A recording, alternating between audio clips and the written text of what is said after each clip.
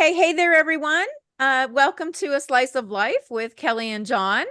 Today we have a special guest, Bella Mahaya Carter, who is an award-winning author. She has written 3 books, and she facilitates online circles with writers and authors, um, healers and seekers. And I want to know more about what that is. So welcome to the show, Bella. We're really glad to have you today and interested in hearing a little bit more about, well, first of all, are you a writer? Is that your main gig? Do you do Yeah, other things too? So yeah. you are a, Two main gigs. My main gig is that I'm a writer, and my other main gig is that I am a writing teacher and coach. okay, very interesting. Where do you teach? Like, do you just, I teach before the pandemic, I taught in my home, and since the pandemic, I teach online. And I've really come to like teaching on Zoom because I have students from all over the world. I have students yeah. from the United Kingdom, I have students from Costa Rica, I have students from Hawaii, from Canada, from Australia, from all over the United States. And that is really cool. I love having geographic diversity in my writing circles. Yeah, Yes. I think that's awesome what the internet has done for us to, reach further everything that we can do, and you can share your information and everything. So that's really awesome. Um, I'll just say a word about the writing circles. That's yeah, okay. yeah. Circles are called Write Where You Are, WRITE. And they're a mixture of people writing in different genres and also at different skill levels. Because I really think that no matter where we are, it's just important to be where we are and to write where we are. And we really learn from each other. So we write where we are. I actually don't write because I find it too challenging to navigate my own writer work and insecurities. So I'm just holding space for people.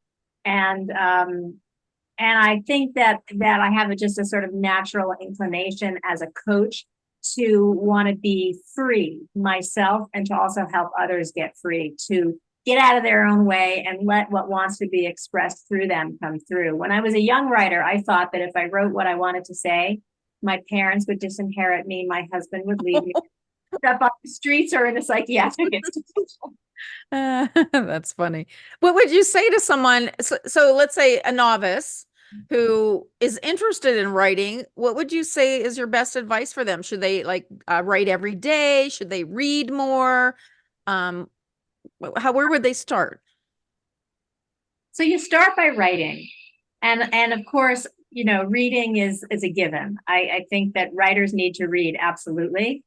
But I would say if you want to write, you write, and for me, a helpful thing that helped me get started writing was just having a journal and just feeling like I could scribble and I could say whatever I wanted and nobody was going to hear it or criticize me or judge me. Just to have a safe space where you can write. And that's one of the things that's really great about the writing circle. I mean, I have people who show up who have never written before, and I have people who are professional writers in that group. And as I said, we all learn from each other. But the main thing is you need to write. And various things prevent people from writing, fear being one of the nastiest among them, and also the most common, because we all have fear, and we're all insecure, especially writers and artists. I mean, the list of thoughts that we have around creating is like, I'm not good enough, who cares what I'll have to say, this really sucks. And there's oftentimes a gap because most people who want to write also do like to read, and usually, especially in the beginning, there's a huge gap between what we write on the page. In fact, I'm work right now. The project I'm working on, it's a book I wrote 30 years ago, but I didn't have the skills. I mean, I was super ignorant. I sent the book out twice to try to get it published. I cringe when I think about that now because the writing is so bad. Mhm. At least I recorded the stories. And so it's like a gold mine of information. Now, 30 years later, I actually have the skill, the writing chops to be able to write a really good book. But in the beginning, there's this gap between what we actually put on the page and what we know is good, because we read and we're consumers of film and art. And so we know we have good taste, right? We know what's good and we know what we've put down on the page isn't good. But great writing doesn't just come out the first time. We have to write a lot of shitty, crappy stuff. And then, we work on it and we develop our craft, and over time, it becomes something beautiful. Yeah, I think that's where a lot of people who are not writers don't understand, why did it take you 3 years to write your novel? Because I wrote it 50 times. You write and rewrite and go back and write it again and make it more succinct and clear. And I'll bring up our co-host Jon Diamore has written 6 books and he's in the process of writing a 7th. Well, What do Yeah. you have to say, Jon? I'm a huge fan of Jon's books. well, I need to let everyone know that I've known Bella for years. We actually met at a writers group in Studio City way back in the early 2000s, I believe. And I've always respected what she's taken her craft to become and where she's brought it. I think it's fantastic. But to verify what even she said, so that to let you know that I relate to it completely. Yeah. I started writing the last book that was published, Me and George. I started writing that in 1977, Oh, wow. and on a electric typewriter.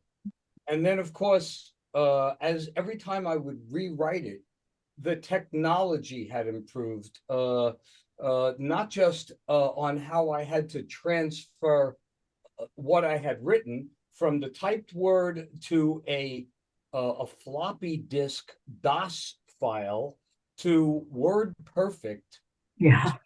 to Word, but it wasn't just there. It was also that what I was writing about took place in the present, even when I wrote it in 77, and as I wrote it throughout time. So when I originally had the primary character in his car pulling over to a payphone to make a call, that was in the 70s. And then in the 80s, I had him going home to his answering machine and faxing something. I had him with a pager. So now by the time I got to do the book, the guy wants to make a phone call. He tells his car who to call, and the car calls it.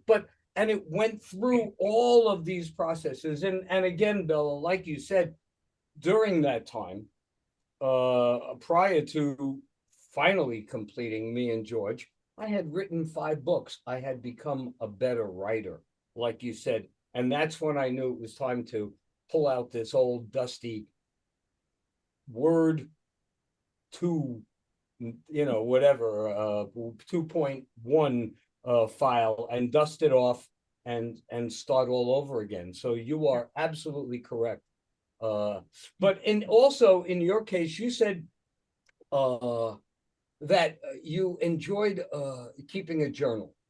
Yeah. Now, for me, how it worked was, I came from the music industry back in the 70s and early 80s, and during that time, somebody I had looked up to gave me advice on, you want to be a rock star or whatever I had hoped to be at 18 or 19 years old. You want to grow up to be this guy? Yeah. Copy your idols. Whoever you idolize, write like them, copy them, play like them, but become your own artist, become your own talent by learning from them. Be unique, but learn from the people who you admire. Absolutely. Yeah, but I disagreed with him at 18 years old. Disagreed with him. No, I have to be original. I have to be this. I have to be that. And, and then I was broke for a couple of years. I started my idols in my own way, and my career turned around. It really. So I sort of did the same thing with writing. I read those that I felt comfortable reading. Yeah. And it sort of pushed me along to Yeah. help, especially when I wrote the first book, The Boss Always Sits in the Back. That was easy, sort of, because it was a true experience. So it was easier to write something something nonfiction than it is to make up something like the next 5 books were. But you know this, and so that's how it worked for me. I guess for everybody, everything, there's a little difference in how everybody needs to start the process. Yeah, I think that's right. And I think also it's enough to just like imagine the life of a writer or any kind of a creative person as a ball of yarn, right? You can't just like, you can't unravel it all at once. You just have to like go for that one thread, that one little piece that you can tug on, and the rest just unfolds. And we're not really in control of that process. We're only in control of like taking that one little piece of yarn and tugging at it. Wow. Well, what are your books? So I know you've written 3 books. Oh, they're What are actually they? over my shoulder, over my left shoulder. Okay. First book that I wrote is called Secrets of My Sex, and it's a collection of poems, which I wrote it like in the early part when, as a young woman, when I felt like I was just finding my voice. That was my first book. My second book is called Raw, My Journey from Anxiety to Joy. And I'll tell you a little bit about that. It's behind me. You can see it in the background. So basically, I had developed chronic stomach problems. And when I asked my doctor, what it was, he diagnosed chronic gastro reflux and suggested that I take medication. And I wanted a cure and not a cover up. I didn't want to have to take medication. Mm-hmm. So I read at least 100 books in the areas of health and nutrition.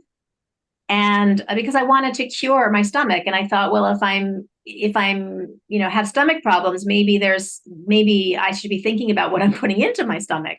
Mm-hmm. So to educate myself about health and nutrition. And I discovered that a lot of people were healing a variety of illnesses with a raw food diet. So it seemed pretty extreme to me. A raw food vegan diet seemed like an extreme thing, but I had a lot of pain and I didn't know what else to do. And the doctors couldn't really help me. So I decided to experiment. And I went on a 100% raw vegan diet, and I discovered some amazing things. Number one, I had never felt so well nourished in my life. I had the lines on my face were starting to go away. I had toenail fungus that disappeared. I had a ton of energy. I was a dancer in my youth. I went to Juilliard. Suddenly I was dancing again. I mean, I was really starting to feel good. But after a few months, I realized that it wasn't quite the panacea that I had hoped it could be. And so I thought, well, what if there's a like psychological component to what I'm experiencing? So I enrolled in a master's degree program in spiritual psychology, and I learned that a lot of my thinking was sabotaging my health and my happiness. Hmm. And the book is about that journey. And I also kind of uncovered in that process that anxiety was sort of present in my life at a very low level. And this journey, I like to say to people, it led me kicking and screaming into what I call spiritual adulthood. So Wow. that's what Raw is about. And then this book, my last book, is Where Do You Hang Your Hammock? Finding Peace of Mind While You Write, Publish, and Promote Your Book. Huh. And this book is actually gleaned from 10 years of blogging about the writing life. And it's divided into, it's been a while since I've looked at this. It's divided into how many sections? It's divided into 5 sections: dream, nourish, write, publish, and promote. And I talk about pretty much every aspect of what writers encounter if they want to put their work out into the world. They have to be able to dream, they have to nourish themselves and their process, they have to actually write, and then they have to publish, and then they have to promote themselves. And these are all I think really fun things to do, but they take a lot of time and energy, and the only way to do it is if you really, really want to do it. Yeah, that's the Yeah. problem with art is you have to put so much time into it before you ever, can make money on it. There's Yeah. there whether it's music, acting, writing, whatever, you're developing the talent, you're creating the product. And then once you have the product, you're creating it, and then you're putting it together and then promoting it. Yeah, It's that's really, especially in the beginning, but kind of always, I've always done this. I mean, if I had to live off of my creative work, not including teaching, because I do make money teaching and I have made some money writing, I couldn't have the living that I have now. I mean, that's just a fact. And I'm super fortunate. I have a husband willing to support me. And but I couldn't have had this life. I couldn't have had this life the way I have had it, or I would have had a very different standard of living because creative artists, I mean, to make a living as a creative artist, I admire the people who can do that, but many, many, many people can't do that. But that doesn't mean they shouldn't create. right. Yeah. And so I think it's really nice to have a day job or to have some other way to have an income and not put that burden on your creative work. Well, I think it also weeds out the people that aren't that passionate about it, because if you're doing it I mean, it can be a hobby and you can still, do it and not expect to, be showered in riches because of your art. But I think it weeds people out that aren't really serious and passionate about what they're doing. Because Well, if you have that passion, you're going to do it anyway. You feel the need to do it. But I also want to say with writing too, there's other reasons to write other than publishing. I mean, all the writing I did all those years, I mean, that was a healing process. And I have people in my writing circles who are not interested in being professional writers, but they're showing up because they are either looking for personal transformation, healing, or growth. And Right. writing is a great way to accomplish that. So it's not with writing, it's not only about, and I think that's true actually with any creative art, with music, with the visual arts. I think there's lots of reasons to create that are completely personal. That just they make us more creative work makes us more alive. It makes us more vital. It makes us more aware. I mean, there's just lots of reasons to create that have nothing to do with money. Well, I think a lot of people, they put their energy into self-destructive behaviors, when if they would use creative behaviors, creativity, that's a form of expression that can help with your mental health. Well, I think you're right. I think those are all coping mechanisms. I mean, destructive behaviors are, what people do that because they're trying to cope. They're doing the best they can, and Yep. But art does that too. Yep. Yeah, it's a more healthy way of doing it. But I mean, even you hear of the tortured artists. There's a lot of, songwriters and musicians that are very tortured, and they still end up self-destructing, even though they're expressing themselves creatively. Chapter about that in my book about the tortured artist. I mean, the myth of the. I mean, it's. I guess what the point by the time I find it, I don't want to take the time, but I guess what I will say about that is that's just not necessary. And actually, torture is not what helps people. People create in spite of their agony and pain, not because of it. Mm-hmm. Okay, that's a good way to look at it. Yeah, I don't think you have to have experienced terrible lows to be creative, but I think it is an outlet for people who have. It's a Yeah. good way for them to exercise themselves of pain. So they say Taylor Swift is always writing about her angst and her pain and her breakups, and it's worked out pretty well for her. So I think it's just when we all have different reasons for doing different things. We're all so different. And the idea that, some people want to paint us all into a cookie cutter lifestyle, and we all do this, and it's a pattern and a formula, and this, and then you're considered a success. And I just think that's a big mistake, because it's stifling the human experience for all of us. And it's what makes the world so interesting. The very people who think, you should follow this formula of a lifestyle are also the ones who are enjoying the artistic, like the tortured soul, the artistic creativity of the people who followed a different lifestyle, who didn't follow that formula, that pattern. All need to define success for ourselves. Yes, I agree. Me, like, I think not giving up, not and finding a way to do your creative work on your own terms, like Jon publishing all these books, that's success. Yes. Yeah, the fact that you've completed something and you have a physical manifestation of your dream, I think is the successful part of it. And you said something a little bit ago that I've always said is, it makes you feel alive. Yeah. Creating makes you feel alive. It makes you feel like you've built something. And I think, that can be in the form of tinkering around in the garage and building a wood bench or a table, or women who like to cook, or men who like to cook. We have chefs too, people who like to cook. And you see the response of your family saying, "Oh, that was so good. I love that. That's my favorite cake," or whatever. So I think we all desire to create something, to create things in life, and that is the part that makes us feel alive. Rather than the just mundane day in, day out of doing laundry and cleaning your house or going to work. Creativity is such a deep part of the human experience, I think. We create all the time. Yeah. We create all the time. Human beings are creative beings. Yeah. Yeah. I think that's what makes us separate from the other animal kingdom, the rest of the animals.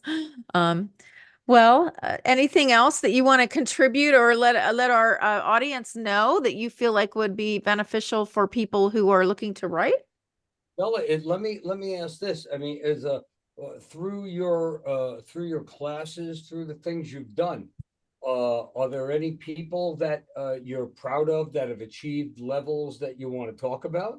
A lot. Oh, I mean, just the other night, I went to an opening at Book Soup for a book called Heart, Soul, Pen, written by a former student of mine, Robin Finn, who her first book, a lot of it was and she actually wrote a couple of books in my class, so her new book is Heart, Soul, Pen, and she's become a writing teacher. She was in my class for about 5 years. She became a writing teacher. She also wrote a book in which she explored in my class called Restless in LA. It's a novel. Another student of mine, Melissa Gould, wrote an internationally best-selling memoir called Widowish. wow. She has thousands of reviews on Amazon. And Glenn Schiffman, he wrote several books, The Way I Was Taught, and some other books. You remember Glenn Schiffman? He was in the Studio City Writers Group. A wonderful guy, wonderful guy. Yeah, we're still in touch. He wrote several books, fantastic books. He wrote a book of his life as a rock and roll. If I'm not mistaken, right? He was a roadie A roadie. Yeah, he wrote a book about that recently. The title's not coming to my mind, but wonderful book, memoir.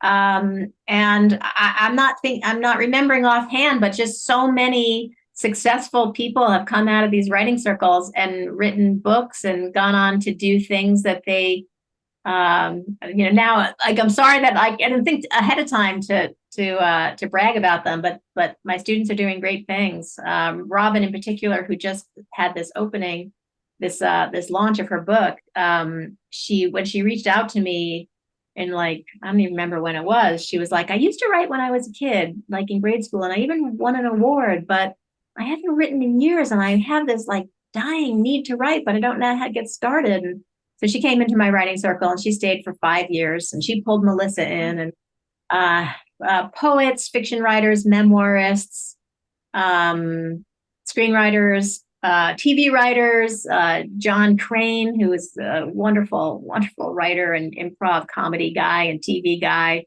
I feel badly because I don't remember the famous TV show he wrote for. He was in my writing circle. So I've had some really just fantastic people. And also, lawyers and doctors and other, people who have succeeded in other professions who want to write. They find their way into my circle. Do they write like fiction stories regarding their career, or do they write tech books? There's no tech writing in my writing circle. But writing fiction or nonfiction. It can be songwriting. It could be, and mostly it's memoir, it's fiction, it's poetry. That's the bulk of it. But there are also people who are interested in screenwriting and songwriting as well. But it's mostly people who are writing books, or Not necessarily. I mean, there are some people in the workshops that are just there for the writing community, for the healing, for the coaching, for personal transformation and growth. So it's really a diverse group. And I like it that way because writing is writing and creativity is creativity. I start each circle with a guided meditation to kind of get people out of their own way, to get them out of their heads and into their bodies, because I think that's really where the writing comes from. I think we're vessels and we open ourselves up and we receive whatever it is, the divine download, as Robin calls it, my student who just released, she calls it her divine download, which I love. And yeah, it's just but it's all creative writing. And then I provide some prompts. I read prompts and people write for 30 minutes on the prompts, and it's amazing what people can say in 30 minutes. And then people share what they've written. And I keep the circles really small. I have 3 circles of 6 right now. 8 is my maximum, and I don't even really like 8 that much, because with 6 people, every person can comment on every person's work. And the comments, like, since it's a generative writing circle, I say to people, okay, what do you appreciate about what you heard? So people are only allowed to say what they appreciated about what they heard. No suggestions for improvement, no critique, none of that. Because it's just, it's just like a 30-minute writing exercise. And then once that writer hears all the, things people appreciated about what they wrote, and they're surprised, because they think what they wrote was shit, or there's nothing there, or there's no potential. But no, people appreciate stuff. And then I'll say to the writer, do you have any questions? And then the writer will either say, no, I'm good, thanks. Or the writer will say, well, what did you think that part was clear? Or, do you think I could turn this into a poem? Or do you think, whatever, they might ask for some critical feedback, and then I'm happy to provide that. And I also ask them to please be specific about, who do they want the feedback from? Maybe they just want it from me. Maybe they want it from anybody and everybody in the group. But the main thing is that the writer is in control. They have a safe and sacred space in which to communicate anything they want. And some people, like I have one student who's a retired LA cop writing a memoir called They Call Me Pig. It's an incredible storyteller, amazing storyteller. Never really did any writing before, but oh my goodness, the stories he has to tell. And he says that there's nowhere in his life where he is able to speak, to say the things he wants to say, and to process the shit that he saw as an LA cop. Yeah, I can only imagine. Yeah, that reminds me, I put together, I would say I composed a book of 19 stories by women who had overcome great obstacles. And those women, they weren't necessarily writers. Sometimes I rewrote the story for them, but it just meant so much to them to have it in writing. Yeah, it brings tears to my eyes to think about it, because it was their way of getting their story out and exercising their pain, and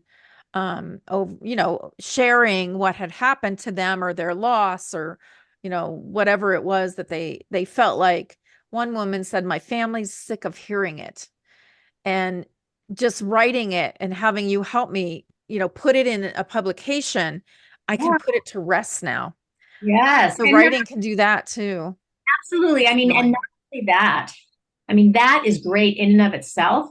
But then when it's in a book that other people can read, the reason that we read is to see ourselves, we want to know how to deal with life, how to navigate all the stuff that we go through, which is challenging. So when we read, we see characters in trouble, which is great, because we see how they figure out how to get out of trouble, or how they make their trouble worse, or, the whole idea that we see ourselves reflected there. And then, people who maybe are afraid to tell their stories, or even to consider, even people who have buried their stories, like childhood trauma. I was beaten as a child, a very small child, and I suppressed it for a long, long time. And I didn't remember it until I was in therapy in my 30s. And it was a very cathartic and freeing thing to just to liberate myself and to understand where I had been and why I was the way I was. It was really helpful. And then when I shared that stuff, I didn't even really see it as child abuse. Even once I kind of started remembering stuff, but I sent a piece to this anthology. What was it called? I don't remember what the anthology was called, but the subtitle I remember because it freaked me out when I finally saw it, when I got it. It was stories of, survivors of child abuse. And I was like, oh shit, like I didn't even realize that I didn't even put myself in that category. Yeah, we bury a lot from childhood and in our adult lives. We also just skip over painful incidents and we're always told to just keep going and get over it. And most people don't realize you can't get over it and you have to work through it. Because you can't just bury it or it's going to seep out in so many other ways in your life. It's going to hold you back with your career, hurt your relationships, you're going to hurt other people. And so writing can help you even realize your not only your pain, but your weaknesses and the damage that other people have caused you and that you may be causing to other people. Yeah, writing is such a good part of mental health, I think. Absolutely. Yeah. So, well, and I think that's awesome that you do these groups and you're helping people not only, for various reasons, whatever they're writing for, but a lot of your students are now becoming very successful with it too, so that they can share their gift with Well, other people. for a long time, I had parallel paths in terms of my reading. On the one hand, I just read a ton of self-help books because something inside just didn't feel right. Like I was always trying to kind of, I guess I had a very low level of anxiety without realizing it. And I was never okay and like completely, like deep down. I mean, on the outside, I was gregarious and friendly and I was an achiever and I did things. But inside, I was never good enough. Um, I I was afraid. I was a perfectionist. I always had to do things perfectly because, which is the flip side of I'm not good enough, just like trying to pretend that I'm this great person, but it was being fueled by all this insecurity and fear. And yeah, so there was just all this sort of rumbling going on where it was just really challenging. And it really was that program in spiritual psychology that just taught me so much and showed me that and kind of inside underneath. Well, I began to understand over the years something kind of cool. And this is a cool thing. I keep this on my desk. Oh, And that's lovely. this is a snow globe. And inside you can see these rocks and they're glued together, but I like to think that they're just balanced, right? Like so I think of that as like an internal state of balance, right? And but what happens in my life and in many of our lives is this. You can't see Chaos. you can't see your inner equilibrium. And the reason is because we have so much mental activity.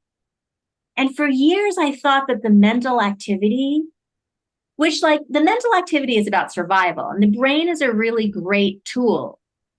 But as Einstein said, it's better as a servant, not as a master. But what happened to me and what I've discovered happens to all of us is that I became fused with with all of that snow, with all the thinking in my mind. I thought that's who I was. But what I learned is that no, I'm actually that balanced essence. There's like this part of me that is not that. I don't know what it is, I call it my essence, but it's something that is stable and secure no matter what happens, no matter what I go through. It's always there, you Yeah. know. And I mean, I was raised Catholic. I kind of abandoned Catholicism as a young adult, but I think spiritually, I always felt very connected. So I always felt like that there was a spiritual essence. And now I understand that essence to be this sort of stable, secure, knowing essence that I, as a writer or as a creative person, is always there, whether I am feeling it or not. And so as I've gotten older, I've discovered that my job has been to slow down all the mental activity, which on that layer of life is where all the insecurity resides, and to just allow myself to be this stable, secure, divine essence that really is at the center of who we all are. Mm-hmm. It's the truth about who we all are, I think. Yeah. When I navigate my life with that understanding, it's much easier. Yep. Yeah, you have to know who you are at the core And in every circumstance, you at times you doubt yourself because you look around and you go, wait, everything's chaos. I don't know what's going on. Is it me? Because at least that's what I always think, it's me. I always think I'm the problem No, initially. I always look at myself first. And then after a while, I'm like, wait, because in the past, I had relationships. A lot of times it was me. I was the problem. But there are times when I'm like, no, wait, no, I'm not the problem here. I need to remove myself from this situation because the people around me are the problem, or the person that I'm around is the problem. So you learn to identify that and know who and the way to do that is know who you are, know at your core. These are my weaknesses. These are my failings. This is what I'm not good at. And when you can recognize that, I also feel like in your interpersonal relationships, when you can say to someone, like when technology first started becoming very popular, computers, I bought my first computer. It was a laptop. I took it back 3 times. And it was Fry's in LA. The third time I took it back, I could see the guys behind the counter going, fighting over who's going to have to help me. And they're like, lady, you need to take a class. It wasn't the computer didn't work. It's that I didn't know how to use it.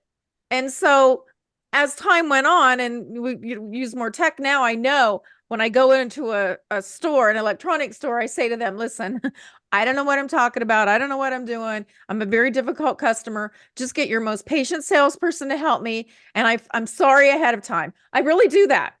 And that, because I know my weakness now, I know that weakness in me. I mean, obviously I'm better at tech now. We all are. But once I realized that is my weakness, I'm the problem, not the computer. Then I can say to that person, please have patience with me as I learn to become better. And maybe you can help me become better. And I feel like if we all knew that about ourselves, knew our weaknesses, and knew where we're failing, other people, we can let other people know, I'm working on it. Please forgive me. Please help me. And please understand me. And I think it would be easier for all of us if we did that. In our lives and our personal relationships and, at work or business dealings or whatever. and what I'm talking about is knowing our strengths, knowing, Yeah, that's part of it. Yeah. knowing, Because that's how you recognize it's not me. It's them. And how can I handle it? How can I do better with this person?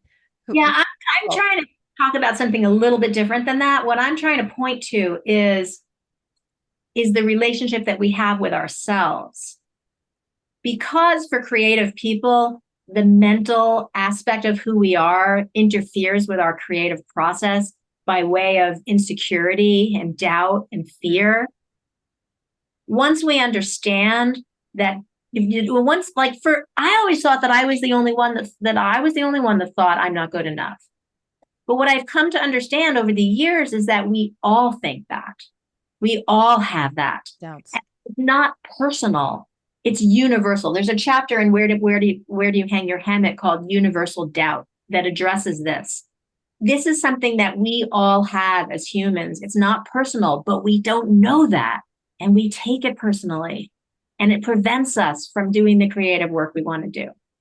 But once we understand it, we understand it's not personal, it's universal, then we can just say, like, okay, I hear you. I know you think I'm not good enough, but you know what? I'm going to do this anyway. My mom had a friend. I grew up on Long Island in the 1960s and 70s. And my mom had this friend who was like the neighborhood gossip. She talked and talked and talked and talked. And I said to her one day, how can you stand being friends with Shirley? She just is such a gossip. My mom said, well, she's a really loving person. I really enjoy her. And, when she starts gossiping like that, I just tune her out.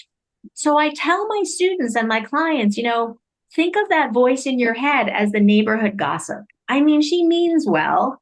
She has a good heart. Just tune her out. Just don't listen. Don't take it seriously. Yeah. Yeah, I think that's really good advice because everybody has nagging doubts and they don't want to be judged. Right. You really don't want to be judged at what you're doing about anything. Doubts all the time. Yeah. That's that chatty voice that exists on the level of mind, which, as I said, it's a great tool. Our minds, our brains are there to help keep us alive. Because if we didn't have, things that we were judging and figuring out, we would walk into the traffic and we would, but when it comes to creative work, the mind has to be a servant and not a master. Yeah. I would say just do it anyway. Just do it. And that's I'm not, I don't want to say I don't have doubts or insecurities, but I grew up in a home where I was so loved and told that I could do anything. I'll never, my mother's voice on my head is always, I think you can do anything. Like dead serious. She really believed that. And I grew up with that. So for me, nothing ever stopped me. I did whatever I wanted and thought it was wonderful and learned, oh, yeah, like you said, Bella, in the beginning, you look back and you're like, oh my gosh, I did that and I put that out there and it wasn't so great. But that's how you become great. That's how you become better, is you have to do it. Just do it. The Nike slogan. Yeah. I mean, it's interesting because I had both. I had a mother and grandmother that told me I could do and be anything. And I was very audacious and bold, which Secrets of My Sex is an example of that boldness. And I also had insecurity and doubt and tons of fear. Yeah. Yeah, we probably all have that in certain different areas, depending on what, one person in childhood could just destroy you and tell you you're not good at that. And then you never do it again. And that's why it's so important to encourage children. Just do it anyway. That's what I always hear in my head. Just do it anyway. What do I care what anybody else has to say or think? Nike, right. Just do it. It's my project. I don't care if you like it or not. I like it. So, yeah, I think that's really good advice. And I love that, knowing that I wish I had found you when I was younger, but knowing that there's people like you out there who are encouraging and helping artists develop their skill and their talent, because I feel like we don't support the arts enough and we're losing our culture, and our intellectual creativity, where it becomes, call it stupid creativity.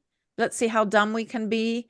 And that's, a lot of, even, and I don't want to sound like an old lady, but like the music, a lot of the music, when you hear the lyrics and everything, they're just, how dumb can I be?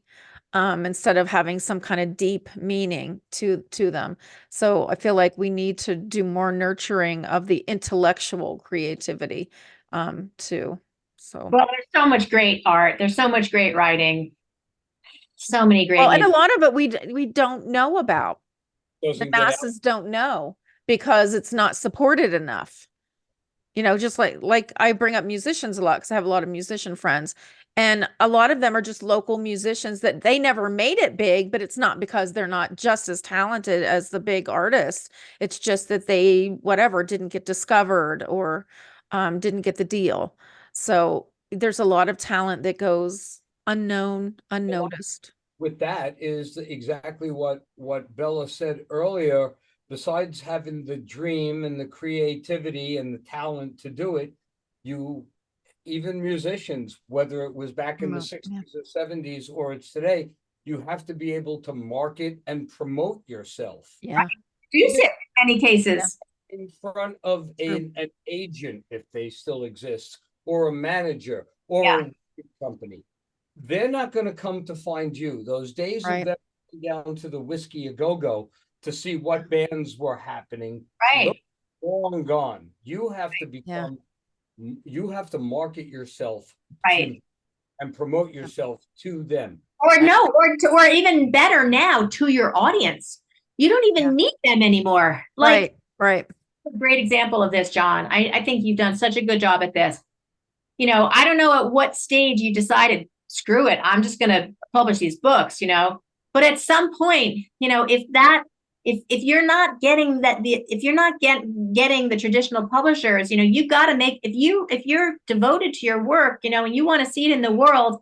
Fortunately, we're living in a time now where you as a writer, if you can also be a savvy entrepreneur and publish and promote your books, power to you. Because you can, with the communications media having changed so much over all these years, you can market directly to your audience. You don't need those middle people to do it for you. And in fact, I don't know about the music industry, but I mean, in the music industry, there have always been, indie musicians have always been respected, less so in the literary arts, but that is changing.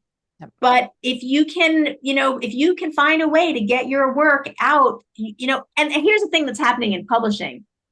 Traditional publishers no longer have the bandwidth to be able to promote authors. So authors have to promote their own work anyway, even if they're traditionally published. And, they may or may not have creative control over their work. I have published 2 of my books with She Writes Press, which is a hybrid publishing press, an award-winning publishing company that I have been super happy with. I mean, Brooke Warner, the publisher of She Writes Press, has had an amazing career. She started in traditional publishing and now is the publisher of this press. And I have really enjoyed having creative control, being able to work with them on my covers. And my student Robin, who got a traditional publishing deal, she didn't have any choice about her cover. So there's no one right way to publish or to get your work out in the world. The right way is the way that you can make it happen.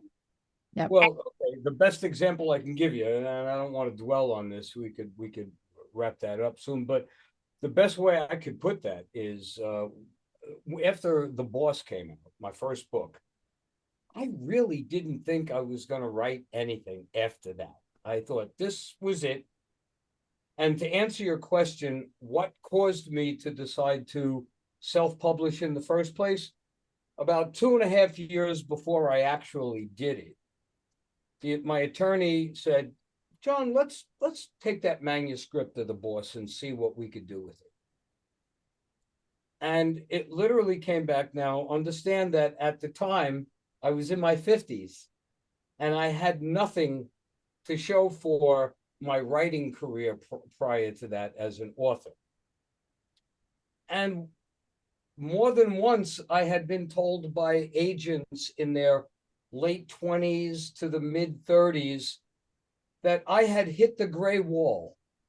I was too old to come into a new industry. Who did I think I was? Unbelievable. Unbelievable. And so I said, I'll show you who I think I am, and fortunately for me, being in the music business back in the 70s and early 80s, before there was an internet, when you had to promote your band by getting out there, making a phone call to 10 people and hope that they called 10 people and hope that they, to say, we're playing at this club. The local newspapers would advertise all the bands that would be playing in all the local Jersey bars or New York City clubs. And that was helpful. That doesn't exist anymore.